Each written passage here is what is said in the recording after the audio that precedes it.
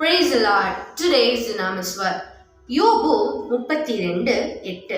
ஆனாலும் மனுஷரில் ஒரு ஆவி உண்டு, சர்வ வல்லவருடைய சுவாசமே அவர்களை உணர்வுள்ளவர்களாக்கும்.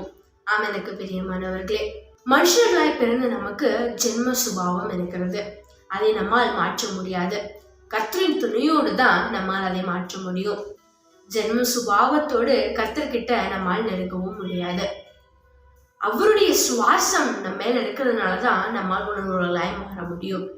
உணர்வுள்ள இதயத்தை எனக்கு தாரும் என்றும் என்னை உணர்வுள்ளவன் ஆக்கும் என்றும் தாவீது ராஜா வேதத்துல சொல்லியிருக்கிறாரு. அதே போல நாமும் ஒவ்வொரு நாளும் நமக்கு உணர்வுள்ள இதயத்தை தேவன் தந்தரல வேண்டும் என்று அவரிடத்துல கேட்டு பெற்றுக்கொள்ள வேண்டும்.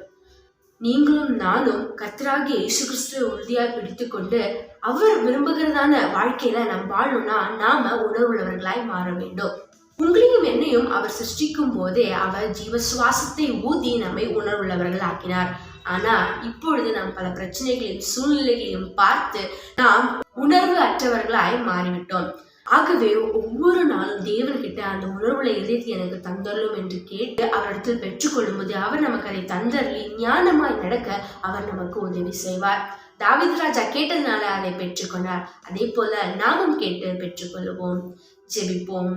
எங்கள் நாசியில சுவாசத்தை ஊதின தேவனே, உம்முடைய சுவாசம் தான் எங்களை உணர்வுள்ளவர்கள் ஆக்கும் என்று வேதத்துல சொல்லியிருக்கிறபடி அந்த சுவாசத்தை எங்களுக்குள்ள வையுங்கப்பா.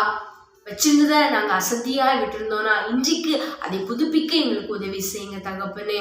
உம்முடைய கரம் எங்களோடு இருந்து நடத்தட்டும். இயேசுவின் நாமத்தில் பிதாவே, ஆமென். கர்த்தர் நம்மை உணர்வுள்ளவர்கள் ஆக்குவாராக. Grow powerful, be dunamis. God bless you.